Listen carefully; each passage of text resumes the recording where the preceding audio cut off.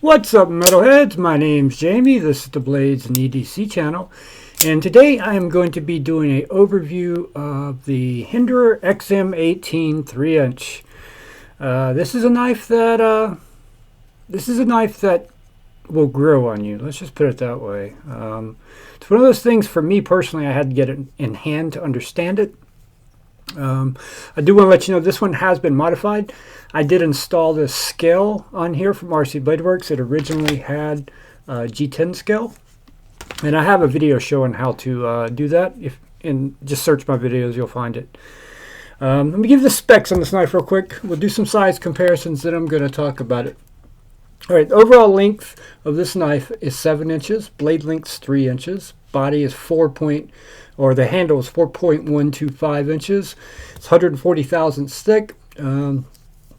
The thickness of the handle is a 1/2 inch. I think it was set a 1/2 inch. Let me verify that real quick. We will break out the old calipers here. Also want to verify, because this used to be a flipper, and this is actually Craig's knife, and he had a flipper delete done on this. And I'm looking at the specs for the flipper, but I just want to make sure it's the same thing. Blade thickness, 130 thousandths thick.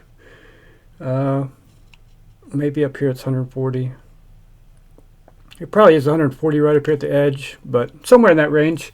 Handle thickness, 0.43 inches.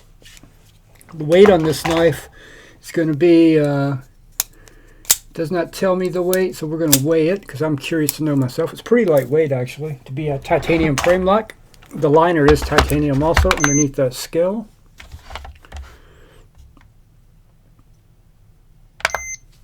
We'll say 3.5 ounces. 3.2 ounces. Yeah, it's pretty lightweight. 3.1, 3.2 ounces. Somewhere right in that range. All right, let's do some size comparisons real quick. We'll do some, if you're looking at a Hinderer, we'll do some knives that you'd probably also be looking at. Here's the Spartan Blades Harsey.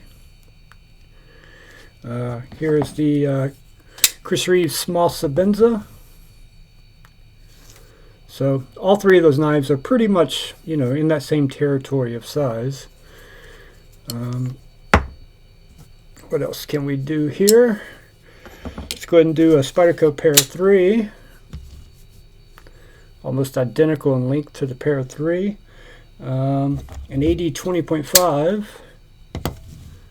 This is the clip point AD 20.5, so a little longer than the shark's foot or sheep's foot, whatever you want to call it. Here's a Benchmade bug out.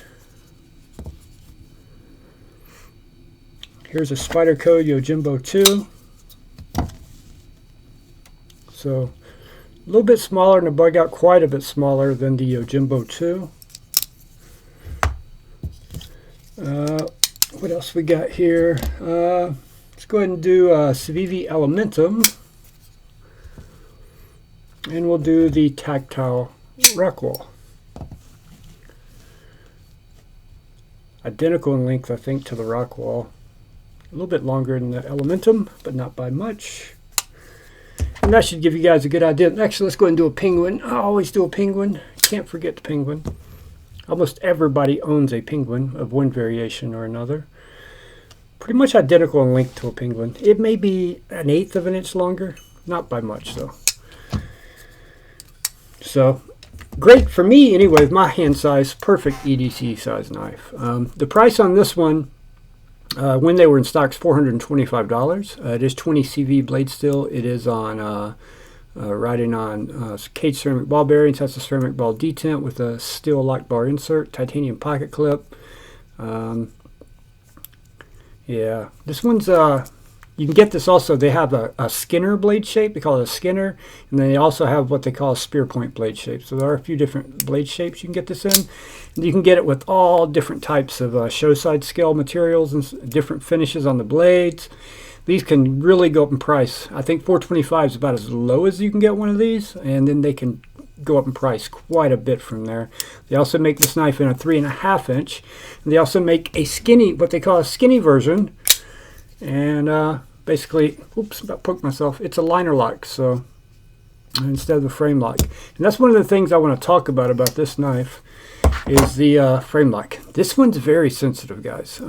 I definitely prefer the reverse flick, because with the reverse flick, I don't have to worry about getting on there. When I first got this knife in hand, I was constantly resting my middle finger on that frame lock and having issues deploying it. If you put weight on it, it's difficult. You can do it, but it's difficult to deploy that blade. So lock bar pressure is an issue with this knife for sure. But once you get comfortable with the knife and you know where to hit it at, how to hold it, the action's actually, see, I'm on it right there. Got to keep that middle finger on the pocket clip. The action's actually fantastic on this knife. It has an excellent detent. The knife is put together real well. There's a lot of things on this knife that are different than most other knives. Phillips screws on the pocket clip and the pocket clip filler tab. Flathead screwdriver on the pivot screw. And I can't remember what this thing is called, but there's a special tool you can get. But you can just use you could probably just use a wider flathead screwdriver or a penny or something and loosen that pivot up. There is a tool you can get to go with these, but it's not necessary. If you watch the video where I installed the scale, you'll see the tool being used. It has a Torx in it. It has this for the pivot here, and then it has this right here for this side. You can get this in here like this, and this comes off, so you can use it in two pieces. But you don't need that to disassemble this knife. It's just, I guess it's nice to have. The star of the show with this knife is ergonomics. The thing about this knife, when I first started looking at it, with every knife for me, when I first started looking at a knife, aesthetics are everything. It's kind of like a woman, right? If there's no physical attraction there in the beginning, it's probably not going to go anywhere. I'm not going to show any interest in it. I'm not going to make any effort if there's no physical attraction. I'm sure ladies are the same way. You're not going to start that conversation if you're not attracted to the person, or in this case, if you're not attracted to the knife. And I was never really attracted to the knife, especially the Skinner blade and the spear point blade. I think it looks much better with this Wharncliffe blade. But once you get this knife in hand, you understand why this knife looks the way it looks. I watched an interview with Elon Musk a while back, and he was talking about the first Tesla. I can't remember which one was first he was talking about. And they were talking about the designs of that car and why it's got the curves it has and the shape it has. And he said, Elon Musk told the guy interviewing him, we didn't know, that car doesn't look the way it looks because we thought it looked cool, we thought it looked nice, we thought it looked sporty or anything like that. Every piece of that car was designed, even down to the clear coat finish put on the paint, was designed for the least amount of air resistance. That's why a Tesla looks the way it looks, because it was designed inside a wind tunnel to where they get the least amount of air resistance, so the batteries would go take the car and give it the longest distance possible. That's what this knife is, right? This knife looks the way it looks, so it feels the way it feels in your hand. You're not going to get a better feeling knife in hand. This thing feels so good in hand. I mean, it just becomes part of your hand.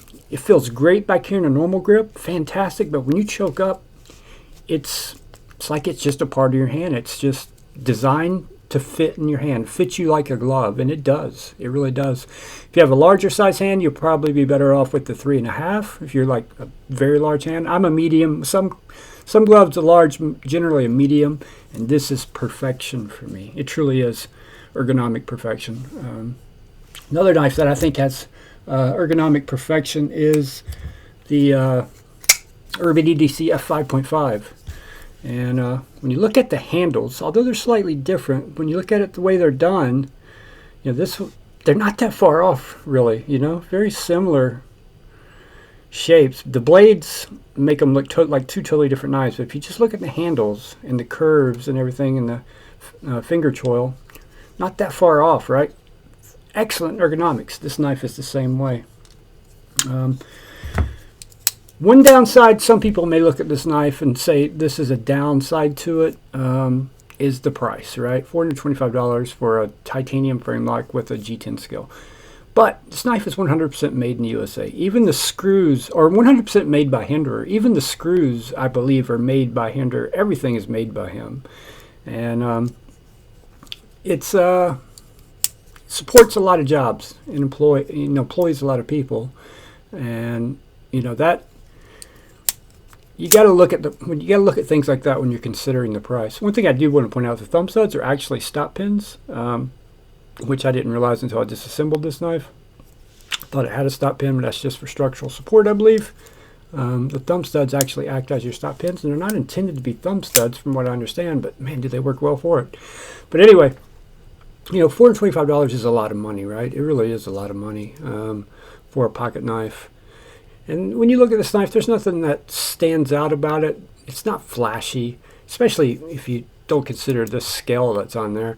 That makes it a little more flashy. But with the original scale, this isn't a flashy knife. It's not meant to be flashy. It's not designed to be flashy.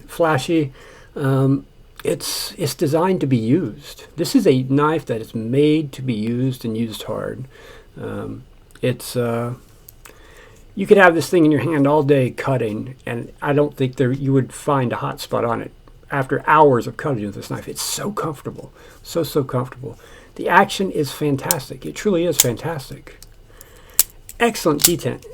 You can't fell it. Only thing that can cause you issue with this, like I said, is if you put your middle finger on the lock bar. But once you know where that's at, how to hold it, that's not an issue at all. The action is absolutely amazing on this knife. It's kind of a simple knife, you know. There's no flash here, right? But there's not intended to be. They weren't going for that. At first, the Phillips head screws and the flathead screwdriver was like, why is that? But you know, you start to think about it. It's different. You know, you don't see it. It is very different. Craig actually pointed that out. I was like, it's different, man. You don't see that everywhere. I kind of like it. And after I started thinking about it, I tend to agree. You do have a lock bar over travel stop in there also under the pocket clip, which I should have pointed out. The pocket clip works extremely well also. You can get deep carry clips for this knife also. I like the bronze finish they did on the titanium. It looks pretty good, especially with this scale. Really, they go together very well. I've become a fan of this knife. I still think this knife is slightly overpriced, right? I understand it's employing American citizens, and you got to give those Americans are making a living wage, and they're getting benefits, and you got to deal with the IRS and all that stuff. But so does Tactile. So does Tactile, right? You can get a Rockwall without this milling, with regular milling, for $300. Yes, this is better ergonomics for sure. This is more neutral. This is like fits you like a glove. You could probably use this much harder than you could use a Rockwall. I'll admit that. But when you think about the milling, the screws, and the design, everything that goes into making a knife, you're going to get roughly the same thing here, right? It's going to take the same amount of machining to do these two knives. I would argue the Rockwall takes even more machining because of all the fine touches they put on. Even without the golf pattern, with the regular micro milling, a lot more milling going on with a Rockwall than there is a XM-18. At least at this level XM-18. There's more expensive ones, keep in mind. So, you know, I think Tactile came from making ink pens, so they had a lot of machines, a lot of CNC machines to make ink pens. And they were able to just, you know, transition that over to making knives. And maybe that's how they do it cheaper. But, you know, the Rockwall, for me, has set a standard for American-made knives. You can make this knife for $300. There's no reason you can't make this one for $300. This is a fantastic knife, but I still think it's a little overpriced. Is it crazy overpriced? No. Considering you got knives out there that are, what's a good example here? This one. This knife, $385 for this Sharp by Design Apex. This knife is every bit as good as this knife. This may be more flashy, you know, more extensive milling with the inlays and stuff like that, but this knife is a better knife, much better knife than this knife, much better. And I'll call out. I'll go ahead and call out the Sebenza also. You know, it's in that same price range, that $420, $430 price range for the basic model like this one. And yeah, if Tactile can do it for $300, and Tactile keeps putting out new designs, these guys here are going to have to they're going to have to do something, because if they can do this at $300 off the bat, they're going to lower their production costs as they go along, I would imagine. So I hope that Chris Reeves and Hinderer can do the same. Both of these are fantastic knives. They really are. You wouldn't be wasting money buying either one of these knives. both of them are meant to last a lifetime, basically. Buy them once and carry them forever, and you hand them down to your kids or your grandkids. But there's a new player in the game, and these guys better pay attention, or they may get left behind. And that may ruffle a few people's feathers, me saying that, but I'm telling you, more companies are going to start to come out and do it here in America. They're, you know, with everything going on in the world, you're going to see more and more stuff getting made here in the USA, which is going to make the competition higher, and it's going to make the supply greater of American-made knives. And as that happens, these guys are going to have to keep up. So I will own a Hinderer in the future, and I will own this Hinderer. The 3-inch XM-18 with the Warncliffe. I don't know which one, but I will own one of these in the future. I love this knife. I've fallen in love with it, and I had zero interest in it when it got here. I've had it for far too long. I really need to get it back home to Craig, to its owner, but absolutely love it. I do think it's priced a little high, though. All right, guys, thank you so much for watching. I really do appreciate it, and I will see you on the next one.